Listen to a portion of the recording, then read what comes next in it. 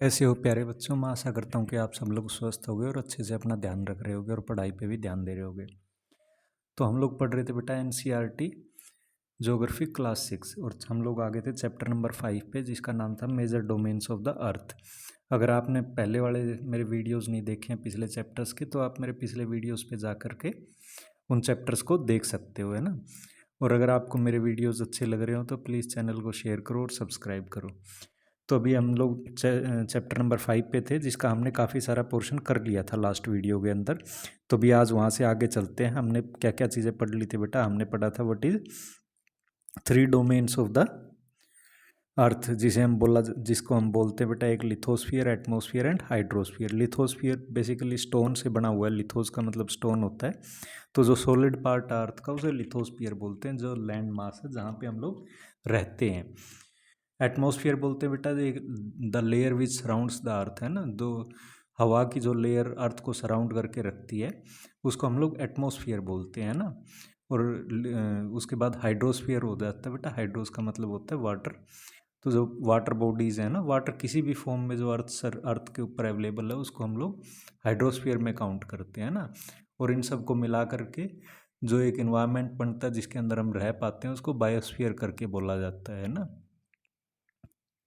ये सब हमने पढ़ लिया था। और हमने देखा था कौन से कॉन्टिनेंट्स है बेटा, विच आर द मेजर जो है ओशियंस है ना। पैसिफिक ओशियन सबसे बड़ा था, अटलांटिक, आर्कटिक, साउदर्न ओशियन, ये इंडियन ओशियन, ये सब हमने पढ़ लिया था, है ना। कॉन्टिनेंट्स के बारे में भी हमने अच्छा खासा पढ़ लिया था। फिर हाइड्रोस्फीयर भी हमने देख लिया था बेटा। देखा था हमने जो है एशिया सबसे बड़ा कॉन्टिनेंट है और सबसे स्मॉलेस्ट कॉन्टिनेंट कौन सा है, ऑस्ट्रेलिया। तो आज हम लोग स्टार्ट करते हैं बेटा एटमॉस्फेयर से, है ना। एटमॉस्फेयर क्या है बेटा, the layer of air which surrounds earth is known as atmosphere. The earth is surrounded by a layer of gas called as atmosphere. The thin blanket of air is an integral and important aspect of the planet, है ना। क्या ये जो air की जो layer है हमारे अर्थ के चारों तरफ, क्या ऐसा मून के ऊपर भी है? बिल्कुल नहीं बेटा, है ना। वहाँ कोई एयर नहीं है, मार्स पे नहीं है। तो बहुत सारे प्लैनेट्स के ऊपर इस टाइप की एयर का जो आप कह सकते हो एनवलप सा है, एक ब्लैंकेट ओढ़ रखा है, इस टाइप का नहीं है बेटा। और ये हमारे जीवन के लिए बहुत ज़्यादा ज़रूरी है ना। हम ब्रीद कर पाते हैं, ऑक्सीजन इसी में अवेलेबल है। Basically air is a mixture of different gases, है ना। बहुत सारी गैसेज होती हैं, वो मिल करके जो बनाते हैं उसे हम एयर बोलते हैं, हवा बोलते हैं। This thin blanket of air is an integral and important aspect of the planet. It provides us with the air we breathe and protects us from the harmful effect of the sun rays, है ना। तो ultraviolet rays आती हैं सन से जो हमारी skin को जला सकती हैं। और दूसरा क्या बेटा, उससे कैंसर होने की बहुत ज़्यादा, स्किन कैंसर होने की बहुत ज़्यादा संभावना होती है। तो जो हमारा एयर की जो लेयर है उसके अंदर कुछ इस टाइप की गैसेज हैं, कुछ इस टाइप की गैसेज हैं जो इन अल्ट्रावायलेट रेज को रोक लेती हैं ना, हमारे तक पहुंचने नहीं देती अर्थ सरफेस पे। उसकी वजह से हम प्रोटेक्टेड रहते हैं। It provide us with the air we breathe and protect us from the harmful effect of the sun rays. वो तो हो ही गया बेटा। अब ये देखो, ये छोटा सा नहीं है, ये जो एनवलप है बहुत ऊपर तक चला जाता है। The atmosphere extends up to 1600 kilometres बेटा। देखो कितनी ऊपर तक है ना, 1600, कितनी ऊपर तक ये चला जाता है, इतनी ऊपर तक है हवा। मगर हम लोग जो ब्रीथ कर सकते हैं वो वहाँ तक नहीं कर सकते बेटा, है ना। 2 किलोमीटर ऊपर जाओगे आपको सांस लेने में तकलीफ होनी शुरू हो जाएगी। 2 में तो नहीं, एटलीस्ट जैसे माउंट एवरेस्ट पे जो लोग जाते हैं वो अपने साथ ऑक्सीजन का सिलेंडर कैरी करते हैं, मोस्ट ऑफ देम। कुछ ही ऐसे ब्रेव हार्ट होते हैं who do not carry that oxygen with them, है ना। So why they are carrying that oxygen cylinder with them, because air is very thin at those places, है ना। जैसे जैसे आप ऊपर जाओगे हवा हल्की होती चली जाएगी, उसकी क्वांटिटी कम होती जाएगी। और सबसे ज़्यादा जो डेंस एयर है that is at sea level, है ना। सी लेवल बोला जाता है जिसे, वहाँ पे सबसे ज़्यादा हवा है। But as you go up, जैसे जैसे आप ऊपर जाते जाओगे तो आपको सांस लेने में दिक्कत महसूस होनी स्टार्ट हो जाएगी। और जैसे वो तो 8.5 किलोमीटर पे आप मान लो ना, क्या वो माउंट एवरेस्ट है, तो वहाँ पे भी आप सांस नहीं ले पाओगे। ब्रीथलेसनेस आपको फील होनी स्टार्ट हो जाएगी और आपको ऑक्सीजन सिलेंडर्स जो है आर्टिफिशियल ऑक्सीजन अपनी कैरी करनी पड़ेगी उस जगह पे भी। The atmosphere is divided into 5 layers based on the composition, temperature and the property. These layers starting from Earth's surface are called as, ये देखो बेटा, ये आप जो है आपका 5 लेयर्स के अंदर डिवाइडेड है ना। कौन सी हैं वो 5 लेयर्स? कौन सी हैं वो 5 लेयर्स बेटा?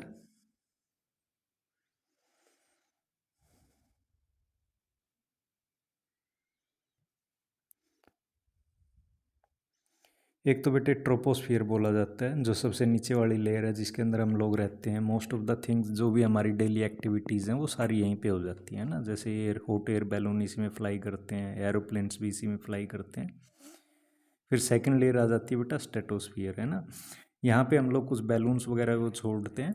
उनका क्या काम होता है, जैसे वो ऑब्जर्वेशन के लिए, है ना, कि क्लाउड्स हैं क्या है, विंड स्पीड क्या है, इस टाइप से मेट्रोलॉजिकल डिपार्टमेंट छोड़ता है इन बैलून्स वगैरह को, जो जांच करते हैं ऊपरी इन्वायरमेंट की।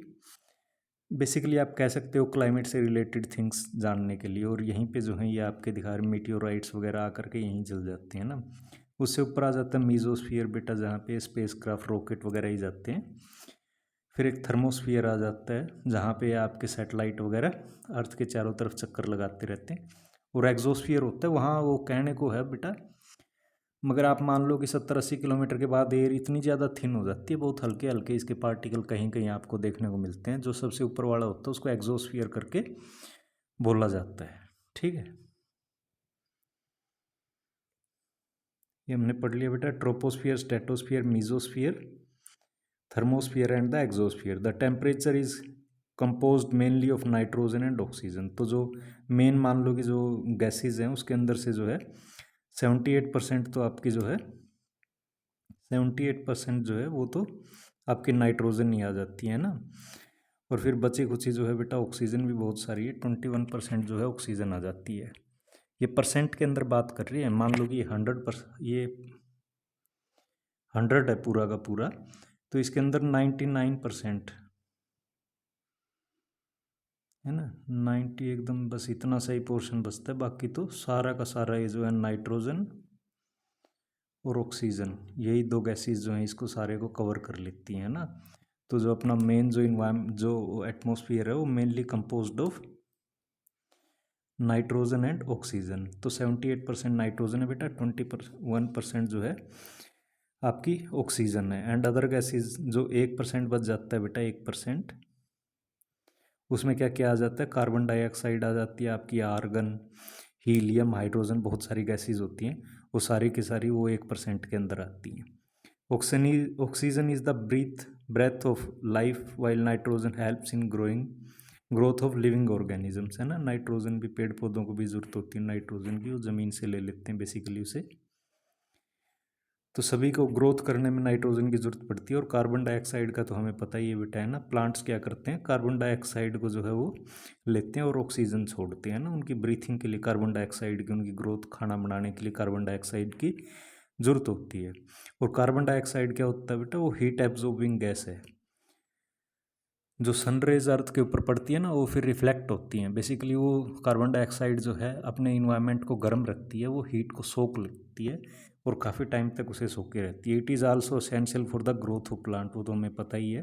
Then density of atmosphere varies with height, है ना। जैसे जैसे ऊपर जाओगे हवा हल्की होती जाएगी, पतली होती जाएगी, आप कह सकते हो। Density is maximum at the sea level बेटा, and decreases rapidly as we go up. You know the climbers experience problem in breathing, है ना। ये देखो ये क्लाइंबर है, तो एक क्लाइंबर जब ऊपर चढ़ते हैं ना, धीरे धीरे उनको ऑक्सीजन की कमी होने लग जाती है, and they have to carry their oxygen cylinders with them. The temperature also decreases as we go upwards, the atmosphere exerts pressure on the earth, this varies from place to place, है ना। अब ये जो atmosphere हवा है ना, आपको लगेगा क्या हल्की सी है, मगर ये भी आपके ऊपर प्रेशर डालती है बेटा, है ना। इसको मापा जाता है। तो ये जो सी लेवल पे होता है सबसे ज़्यादा प्रेशर हवा का वहाँ पे होता है, जैसे जैसे आप ऊपर जाओगे हवा का प्रेशर भी कम होता जाएगा। बेसिकली उसका वज़न आप कह सकते हो, हवा का भी कुछ ना कुछ तो वज़न है, वो हम सब के ऊपर पड़ता रहता है और सी लेवल पे सबसे ज़्यादा होता है। जैसे जैसे ऊपर जाओगे हवा हल्की जाती है, उसका प्रेशर भी कम होता जाता है ना। जैसे जैसे आप ऊपर जाते हो बेटा टेम्परेचर भी कम होता जाता है ना, पहाड़ों के ऊपर बर्फ़ जमी रहती है और मैदानी इलाकों में गर्मी पड़ती है। तो जैसे जैसे आप ऊपर जाओगे टेम्परेचर कम होता जाता है, ठंड बढ़ती जाती है। Some areas experience high pressure and some areas experience low pressure. Air moves from high pressure to low pressure. Moving air is known as wind. तो हवा तो बेटा जैसे एयर तो उस एनवलप को बोला जाता है जो सारी गैसेस मिल करके अर्थ के चारों तरफ सराउंड किए हुए हैं ना। और विंड क्या बोला जाता है बेटा, जो चलती है ना एयर तेज़ स्पीड के साथ, उसको विंड बोलते हैं ना। तेज़ हवाएं जैसे चल रही हैं तो इंग्लिश में उसे विंड बोल देता है, विंड बोला जाता है बेसिकली। तो ये लो प्रेशर और हाई प्रेशर क्या होता है बेटा, जैसे ही जैसे गर्मी पड़ रही है, दिन के अंदर गर्मी पड़ रही है, तो जो ज़मीन होती है वो जल्दी गर्म हो जाती है। गर्म होने की वजह से क्या होगा बेटा, जो उसके साथ एयर लगी हुई है वो भी गर्म हो जाएगी। जैसे कोई चीज़ गर्म होती है वो हल्की हो जाती है, वो ऊपर की तरफ उठती है ना। आप समुद्री इलाकों में क्या चीज़ महसूस करते हो कि दिन के टाइम पे हवा जो है समुंदर से लैंड की तरफ आ रही होती है। क्यों? क्योंकि लैंड जल्दी गर्म होती है, हवा उससे गर्म होकर के और ऊपर उठ जाती है। तो उसकी जगह लेने के लिए, क्योंकि वैक्यूम तो बनेगा नहीं वहाँ, खाली तो रहेगी नहीं, तो उसकी जगह लेने के लिए दूसरी ठंडी हवा जो है समुंदर के सरफेस से और लैंड की तरफ आना स्टार्ट हो जाती है। और यही प्रोसेस, ये जो यहाँ पे जो गर्म हो रही है ना हवा ज़मीन के ऊपर बेटा, इसे बोला जाता है लो प्रेशर। और हाई प्रेशर कहाँ पे है, जहाँ इससे ज़्यादा होगा समुंदर में, वहाँ पे हाई प्रेशर होगा। तो आप देखोगे वहाँ पे बहुत तेज़ तेज़ हवाएं चलती हैं जब आप सी बीच के आसपास कहीं जाओगे ना। तो दिन के टाइम क्या हो रहा होता है, समुंदर से हवा आ रही होती है ज़मीन की तरफ। और यही जो रूटीन है, ये जो मैंने आपको प्रोसेस बताया, रात में उल्टा हो जाता है। रात में क्या होता है, ज़मीन से समुंदर की तरफ जाती है हवाएं।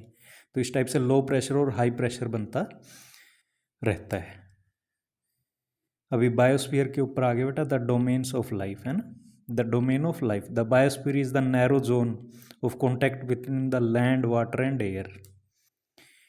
It is in this zone that life that is unique to this place exist.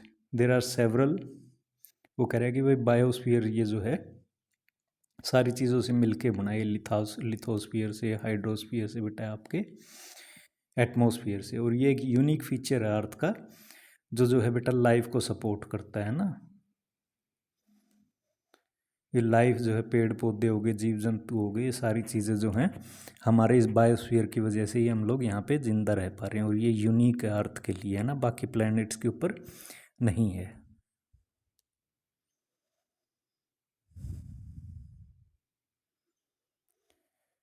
It is in this zone that life that is unique to this planet exists. There are several species of organisms that vary in size from microbes and bacteria to huge mammals, है ना।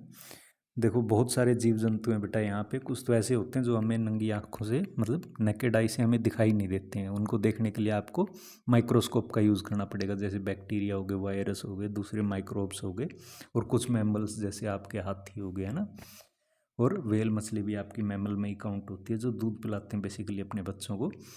तो इतने बड़े बड़े जानवर भी हैं ना, हाथी कितना बड़ा है बेटा। और कुछ ऐसे हैं जो आपको दिखाई नहीं देते, बैक्टीरिया वगैरह किसी भी टाइप के भी, वो भी जिंदा ही है ना।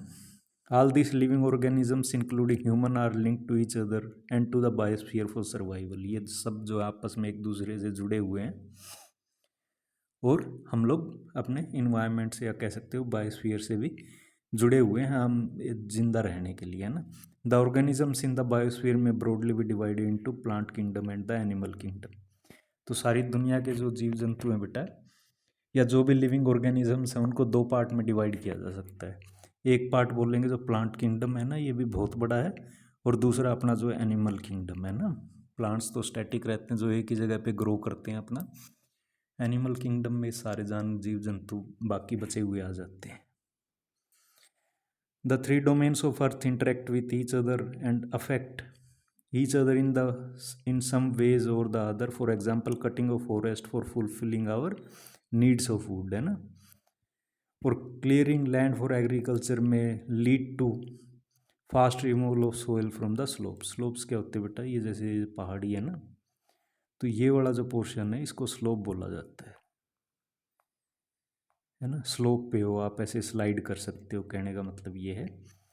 तो बोलते हैं कि यहाँ से जैसे अगर आपने पेड़ पौधे जो हैं हटा दिए हैं, ये पेड़ पौधे क्या करते हैं बेटा, इनकी जड़ें क्या करती हैं, ये मिट्टी को ऐसे बांध करके रखती हैं, है ना। अगर आपने इस पेड़ को काट दिया है, बेसिकली आप अगर आपने इस पेड़ को काट दिया है तो इसकी जड़ वगैरह ये सब उखड़ गई है, तो अब क्या हो जाएगी, मिट्टी यहाँ से ढीली हो जाएगी। वो ढीली होने की वजह से जब भी बारिश आएगी, जब भी क्या होगा बेटा, बारिश आएगी, ये मिट्टी खिसक करके ऐसे नीचे की तरफ आ जाएगी, है ना। ये मिट्टी क्या करेगी, ऐसे खिसक करके नीचे की तरफ स्लोप बना के आ जाती है, इसको बोलते हैं लैंडस्लाइड, है ना। आप सुनते होगे जब भी बारिश का मौसम आता है, मानसून आता है, कि भाई वहाँ लैंडस्लाइड होगी, वहाँ लैंडस्लाइड होगी। वो बेसिकली यही होता है, बारिश के दिनों में पानी नीचे तक घुस जाता है और ये मिट्टी टूट करके या ये ज़मीन टूट करके नीचे की तरफ स्लोप के ऐसे बह करके आ जाती है।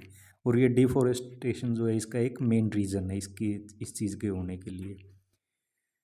सिमिलरली अर्थ सरफेस में भी change due to natural calamities like earthquake, है ना। अर्थक्वेक आ गया तो सारा सब कुछ ही हिल उल जाता है बेटा। For example there could be submergence of land as happen in the case of tsunami recently, है ना। ये टी साइलेंट होता है, इसको सुनामी बोला जाता है। तो क्या हो गया था भाई, सुनामी के अंदर कई बार क्या होता है बेटा, समुद्र के अंदर भी ज्वालामुखी होते हैं ना, वोल्केनोज होते हैं, वो इरप्ट करते हैं तो उनके अंदर से लावा निकल करके आता है। तो कई बार ये नए नए जो हैं टापू आइलैंड्स बन जाते हैं समुद्र के अंदर, है ना। फिर सारे कंट्रीज भाग लेते हैं, ये तो हमारा ही हमारा है। और कई बार क्या होता है बेटा, बहुत सारे जो छोटे छोटे आइलैंड्स होते हैं वो डूब भी जाते हैं समुद्र के अंदर, है ना। डूब कैसे गए, जब सुनामी आई थी ना, तो बहुत सारे जो टापू थे वो समुंदर के अंदर समा गए, वो आजकल दिखते भी नहीं है ना। ऐसे ही अंडमान निकोबार जो अपना नीचे की साइड में है, बे ऑफ बंगाल में, उसके कई सारे जो आइलैंड्स थे, बेसिकली वो छोटे छोटे आइलैंड्स मिल करके अंडमान निकोबार बना है। तो उसमें से कुछ छोटे छोटे जो आइलैंड्स थे वो डूब गए समुंदर के अंदर, है ना। कई बार नए नए बन भी जाते हैं, कई बार डूब भी जाते हैं। ये सारा जो है बेसिकली अर्थक्वेक आया था, आप कह सकते हो, सी के अंदर, ओशियन के अंदर, जिसकी वजह से जो है सुनामी आई थी। Discharge of waste material into lakes, है ना। हम क्या करते हैं आजकल, ये फैक्ट्री वगैरह का गंदा पानी जो है नदियों के अंदर छोड़ देते हैं ना। Discharge of waste water into lakes and rivers make water unsuitable for use of human beings, है ना। ह्यूमन बींग्स के बेटा तो सभी के लिए नुकसानदायक, आपके फिश हो गए, दूसरे जो प्लांट्स वगैरह नदियों के अंदर पनपते हैं, दूसरे जीव जंतु पनपते हैं, जब आप उसके अंदर एसिड ये सब छोड़ दोगे, फैक्ट्रियों का गंदा माल सीवेज छोड़ दोगे, तो सारी चीज़ों को अफेक्ट करता हो, ह्यूमंस तो उसे यूज़ ही नहीं कर सकते। It also damages other forms of life. Emission from industries, emission क्या होता है बेटा, ये धुआं जो निकलता है फैक्ट्रियों से, है ना। इस टाइप की चिमनी होती हैं, इसे धुआं करके निकलता रहता है ना, धुएं के बादल करके निकलते रहते हैं। तो बेसिकली ये क्या करता है बेटा, इन्वायरमेंट को हमारे हार्म करता है ना। Thermal power plants and vehicles, गाड़ियों से ही खूब धुआं निकलता है, पोल्यूट द एयर। तो बेटा जो हम ब्रीथ करते हैं उस हवा को ये गंदा कर देता है। बहुत सारी ऐसी चीज़ें इसके अंदर छोड़ता है जो हमें, हमारी सेहत के लिए अच्छी नहीं होती। Carbon dioxide is an important constituent of air, carbon dioxide बहुत ज़रूरी है और एयर का जो है एक पार्ट है। But increase in the amount of CO2, मगर CO2 का अमाउंट बहुत ज़्यादा इंक्रीज होने की वजह से ग्लोबल टेम्परेचर बढ़ जाता है ना। जो हमारा एवरेज टेम्परेचर है अर्थ का, वो धीरे धीरे बढ़ रहा है, क्योंकि हम बहुत सारे व्हीकल्स का यूज़ कर रहे हैं, बहुत सारी फैक्ट्रीज़ हैं बेटा, है ना, जिसके अंदर से बहुत सारा CO2 निकलता रहता है। CO2 का मतलब होता है कार्बन डाइऑक्साइड, और वो जो है हमारे धरती का टेम्परेचर धीरे धीरे बढ़ा रही है। उसकी वजह से क्या दिक्कतें आती हैं बेटा, जो ग्लेशियर्स हैं हमारे, जहाँ मतलब आप कह सकते हो माउंटेन्स के ऊपर जो है स्नो जमी हुई है, वो जल्दी पिघलना स्टार्ट हो जाती है, जिसकी वजह से बाढ़ आती है बेटा, है ना। सी का लेवल ऊपर होता है, तो उससे ऐसा बोला जाता है कि अगर ये सारे ग्लेशियर्स जल्दी से पिघल गए तो बहुत सारे जो कोस्टल एरियाज़ हैं वो समुद्र के अंदर डूब जाएंगे। There is thus a need to limit the use of resources of earth to maintain the balance of nature between the domains of lithosphere, atmosphere and hydrosphere. तो ये सारी चीज़ें जानवर तो कर नहीं रहे हैं बेटा, ये काम है ना।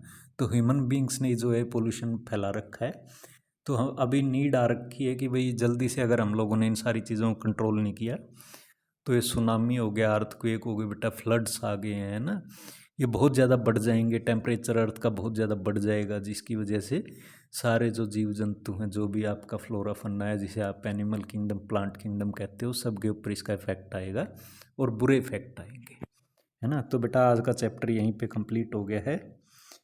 अभी मैं नीचे सिर्फ क्वेश्चन आंसर्स दिए हुए हैं, तो मैं आशा करता हूँ कि आप सब लोगों को ये अच्छे से समझ में आया होगा। थैंक यू बेटा, फिर से मिलते हैं नेक्स्ट चैप्टर के अंदर।